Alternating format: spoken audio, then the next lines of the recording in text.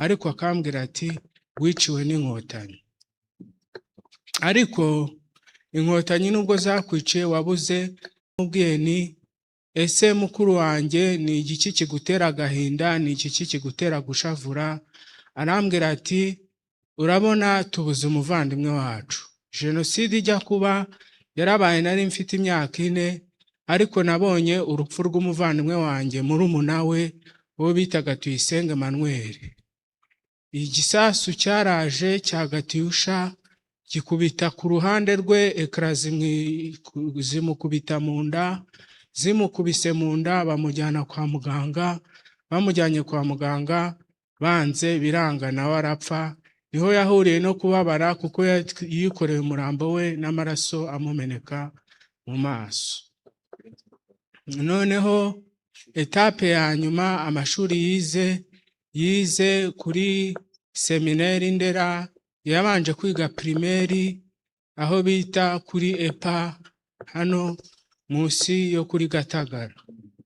Yiga primaire kuri EPA, yiga troncome kuri seminari Ndera, yiga na O level ayiga lycée de Kigali, yiga na kaminuza Catholic University, yiga na UNR. Akinana na Maître Karate Sinzi, umuvandimwe wacu bakinaga Maître Karate Sinzi. Akajya mbwira ngo baranyima umukandara wo muri karate umbereye. Kubera iki? Kubera ibyago twagize ibyego, ariko tujye twivugira ahantu neza. Twagize ibyago twicirwa n'umuryango wacu wose urapfa, ariko Karasira Aimable we yarambwiraga ati nabuze umuryango wanjye kuva ku babyeyi bose na mama na papa, ariko akambwira ati wiciwe n'inkotanyi. Ariko inkotanyi nubwo zakwiciye wabuze nuwaguha ubuvugiro bwo kubivuga. Nge rero ndabivuga, nibashaka nanjye bazanyica.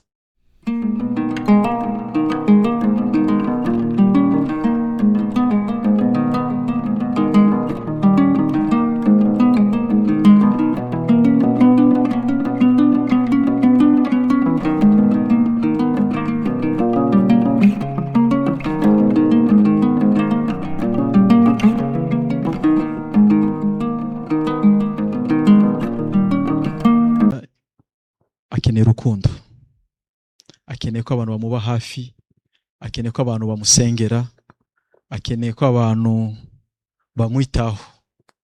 Murabibona ko ikivi kiracyakomeza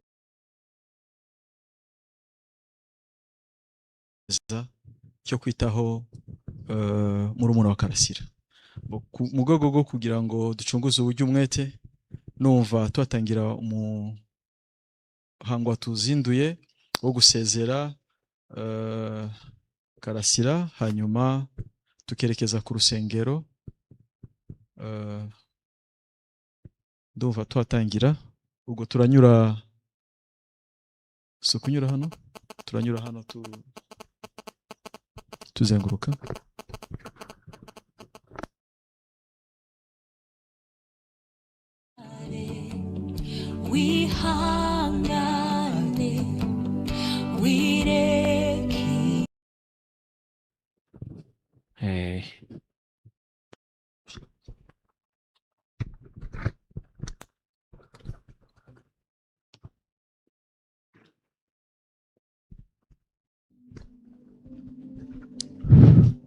Amahoro. Yesu ashimwe kandi ataye mu mitima yacu. Nongeye kubabwira abantu bose badukundaga nge na Karasira Aimable. Twasigaye turi imfubyi, dusigara nta muryango, dusigara nta muntu twitayeho. Noneho bari batuzi mu makaritsiye yacu, baravugaga ngo aba bantu ko babana nk'ubu uwagira icyo abavugaho cyiza ni iki. Nta muntu wakunze kutugaragariza urukundo tukiri imfubyi. Noneho tukajya tubona akavuga ngo isi yaramwitaruye nabi, akavuga ngo isi ntimukunda cyane. hari umubyeyi yigeze kumpa, ni umubyeyi wandeze bamwita mama Kibebe, twabaga hariya aho bita ku musigiti. Hano nabonye harimo n'umumama nzi bita mama Ndogo, nawe wenda mwaza sinzi nimba yaje uno munsi. Mama Ndogo sinzi nimba hari abamubonye akavuga uburyo twabanye, ariko Karasira ari umubanyi mwiza. Nk'amafaranga y'inzu yayishyuraga igihe, ibi byangombwa byose twaba tugiye kwishyura nka yaba agiye nko kunyishyura provisoire, tukishyura na fagitire yacu, ibintu byose byacu bikagenda mu nzira nziza. Noneho twebwe tumara kubana na Karasira Aimable, baje kuvuga ko tutikunda, bavuga uburyo dusangira n'abantu kandi abantu bose bamukundaga. Noneho nagira ngo abafite Bibiliya bandebere muri Yohana ibice 3 kuva ku mutwe wa 3 kuva ku murongo wa 1 badusomere.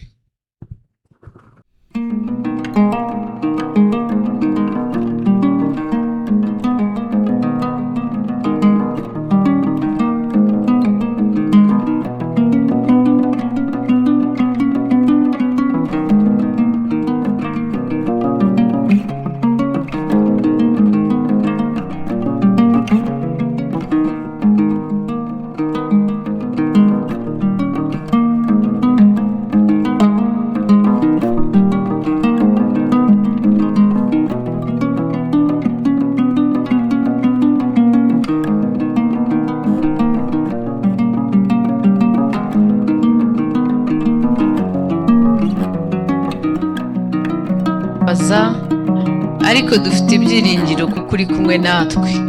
Reka rero tuguhe uyu munsi tukwereke ubwo duherekeza umubiri w'umuvandimwe kugira ngo ubane natwe, dukomereze ibyiringiro byo kuzongera kumubona ndetse no kuzabana nawe.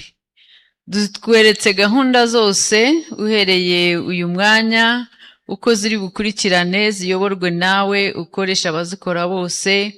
Umugisha ubane natwe, kandi dukomeje gusengera uyu muryango ngo ukomeze rwose ubirure, ubahumurize, kandi ubane nabo muri byose mu izina rya Yesu, amen. Karasira twari tuziranye n'umwe mu banyamuryango be, niwe natabaye, ariko nje kuvuga ijambo ry'Imana. Amina. Kuko ngira ngo Imana niyo duhere ku murongo wa 18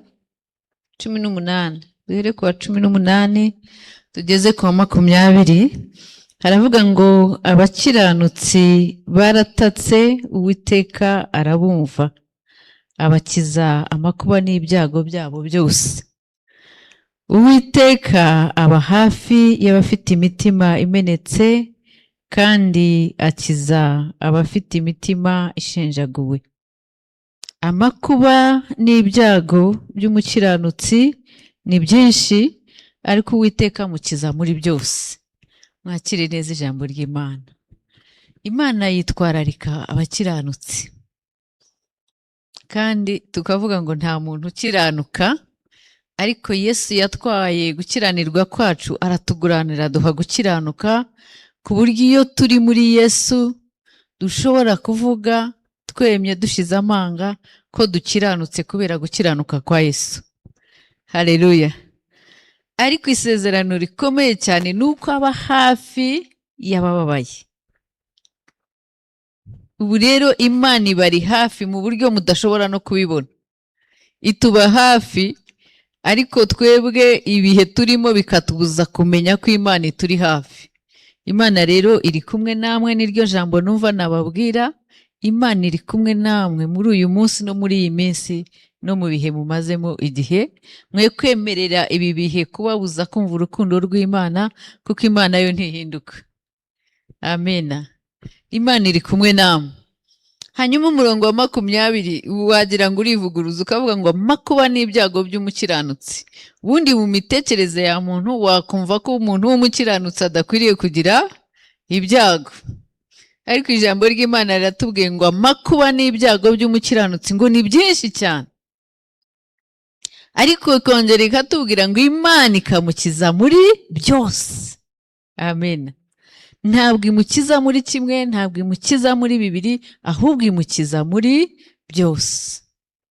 Rero icyo nababwira kuri uyu munsi ni ukugira ngo mugerageze muharanire kuba muri Yesu. Abamurimo mumukomereho, ariko abatamurimo mumugumemo, kuko Pawulo mu Baroma igice cya mbere umurongo wa 16 aratubwira ngo ubutumwa bwiza ntibudukoze isoni. Iyo turi muri Yesu ntibidukoze isoni. Ntabwo nkojeje isoni no kubabwira Yesu no ku munsi w'ikiriyo muherekeza uwanyu, kuko Yesu wadapfa. Haleluya. We urupfu yararunesheje, ariho kumuvuga rero no kumubabwira ntabwo binteye isoni. Namwe rero icyo mbifuriza ni ukugira Yesu, kugira ngo mukomezanye na Yesu. Ibindi byose birashira, ibindi byose birapfa, ibindi byose birasaza. Ntabwo twashobora gushyira ibyiringiro byacu mu bantu, ntitwashyira ibyiringiro byacu mu byo dutunze, ntabwo twashyira ibyiringiro byacu mu bana, mu muryango tuvukamo n'ibindi. Reka ibyiringiro byanyu bibe muri Yesu. Hanyuma Pawulo yandikira Abatesalonika arababwira ngo aba bapfuye ku munsi w'umuzuko bazadutanga kubona Yesu nagaruka kujyana itorero. Abazaba barapfuye n'abazaba bakiriho, abazaba barapfuye ibituro byabo bizafunguka bavemo mbere, bazatanga abazaba bakiriho kubona Yesu. Hanyuma aravuga ngo muhumurizanye kubwirana aya magambo, kuko tuzabana n'Imana. Haleluya. Tuzabana nawe Mwami Imana, tuzabana nawe Mwami Imana, mu birori byiza wateguye, tuzabana nawe Mwami Imana. Ibyiringiro byo kuzabana n'Imana reka bigwire muri mwe, bibe byinshi, bibahumurize kandi bibakomeze, bibanyuze muri uyu munsi no mu minsi yose izakurikiraho. Reka dusenge. Turagushimiye Uwiteka Mana, kuko ijambo ryawe ni rizima kandi ntirijya rimanukira ubusa. Iyo rivuzwe riba rifite umugambi. Reka rero iri jambo risohoza umugambi rimanukiye ahangaha. Ugire abantu ukomeza imitima, ugire abantu uhereza ibyiringiro, ugire abantu bafata ingamba zo kubana nawe muri ubu buzima n'ubuzima buzaza. Dukomeje gusengera uyu muryango, ube hafi, ubahumurize, ubaganirize, uwibutse isezerano ryawe rikomeye kuri kumwe nabo kugeza ku mpera z'isi. Mu izina rya Data n'iry'Umwana n'iry'Umwuka Wera. Amen.